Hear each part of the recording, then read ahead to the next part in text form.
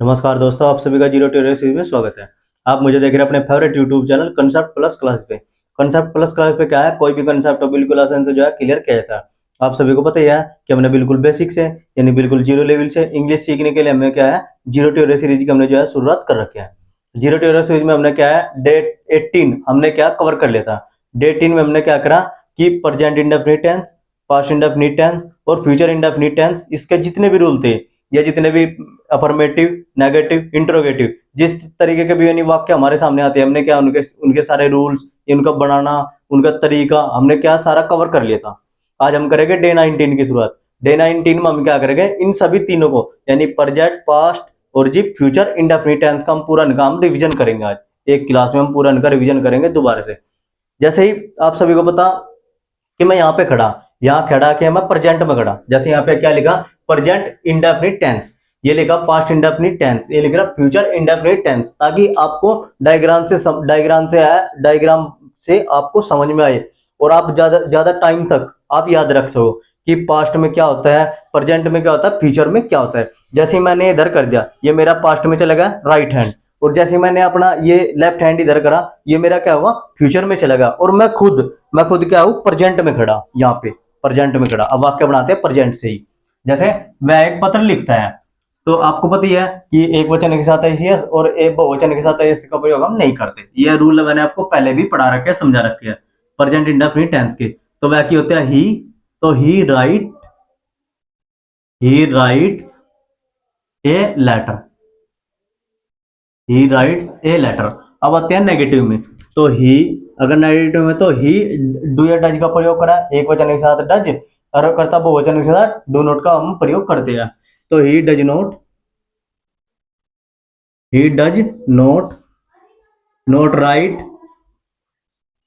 Right a letter. अब आते हैं इंट्रोगेटिव में, तो डू डज का हम शुरू में प्रयोग करेंगे, तो he write does he write a letter, ये हमारा होगा क्वेश्चन मार्क चिन्ह। अब आते हैं यदि वाक्य के बीच में कोई प्रश्न सूचक शब्द आ जाए, तो उसके हम अंग्रेजी का सबसे पहले लगाते हैं। तो इसमें क्या वह पत्र क्यों नहीं लिखता है, तो इसमें क्या लगेगा वाई, हम सबसे पहले लगाते, तो why does he not right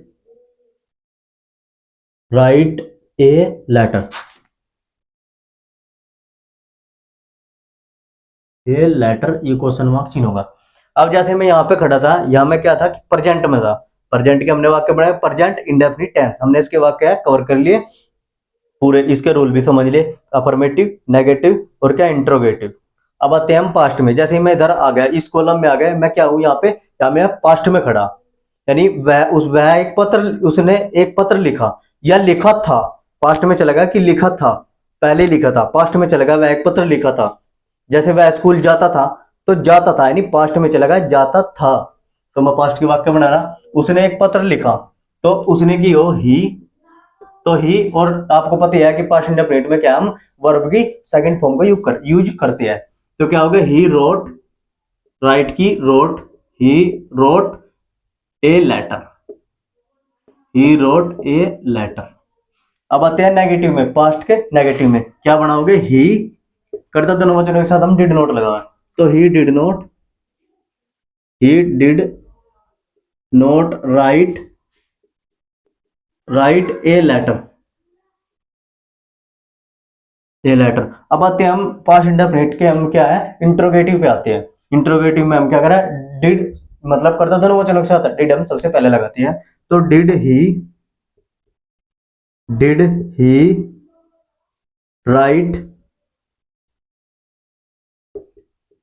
write a letter. फिर हम क्या वर्ब में, मतलब वर्ब हमारी जो है हम उसका सेकंड फॉर्म का प्रयोग करते हैं वर्ब का, ए लेटर, ये क्वेश्चन मार्क चिन्ह।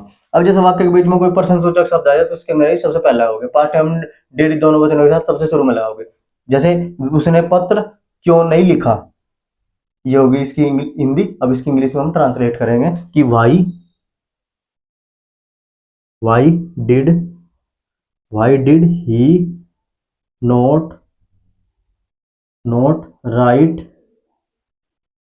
Right a letter.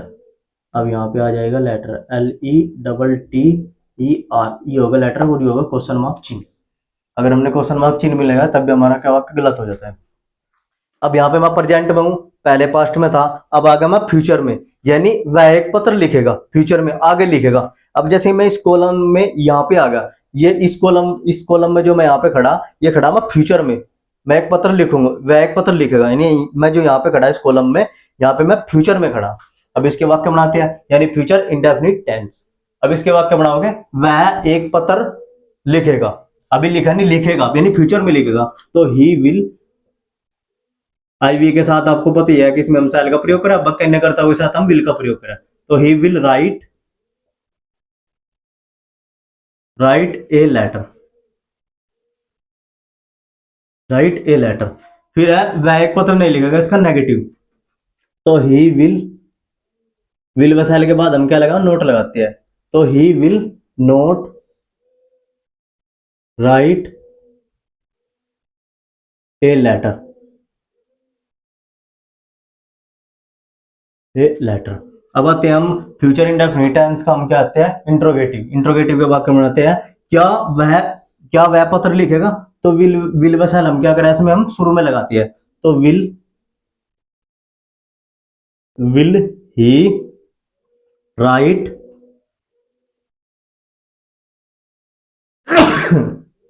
Write a letter, ये क्वेश्चन मार्क चिन्ह हुआ। अब आते हैं वह पत्र क्यों नहीं लिखेगा। अब इसका इंटरोगेटिव वाक्य के बीच में प्रश्नसूचक शब्द आ जाता है कोई, तो उसके अंग्रेजी हम क्या सबसे पहले लगाते हैं, तो why will he not write a letter, letter और ये हुआ क्वेश्चन मार्क चिन्ह।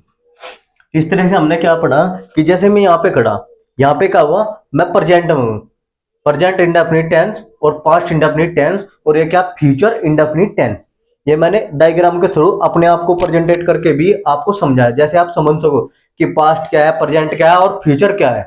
जैसे ही मैं अपना ये लेफ्ट हैंड इधर करता हूं, तो ये मेरा क्या फ्यूचर में चले जाएगा, और मैं खुद खड़ा हूं प्रेजेंट में। जैसे ही मैं अपना राइट हैंड इधर करता हूं, तो मेरा राइट हैंड क्या है, पास्ट में चले जाएगा। वह उसने एक पत्र लिखा, ये क्या पास्ट में, लिखा था, एक पत्र लिखा था, पास्ट में है। वह एक पत्र लिखता है, जो कि मैं खुद हूं प्रेजेंट में, वह एक पत्र लिखता है, और इधर वह एक पत्र लेगा, मेरा क्या है फ्यूचर में है।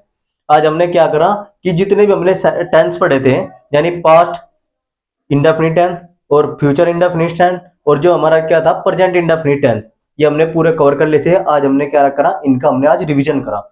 आई होप कि आपको ये सारे टेंस जो है समझ आ गए होंगे कि किस तरीके से इनके वाक्य अगर हमें मिलते हैं तो हम इन्हें कैसे बनाएंगे, इनका अफर्मेटिव रूल क्या होता है, नेगेटिव रूल क्या होता है, इंट्रोगेटिव रूल क्या होता है, और इन तरह इंग्लिश में हम इन्हें कैसे ट्रांसलेट करते हैं इनके वाक्य को।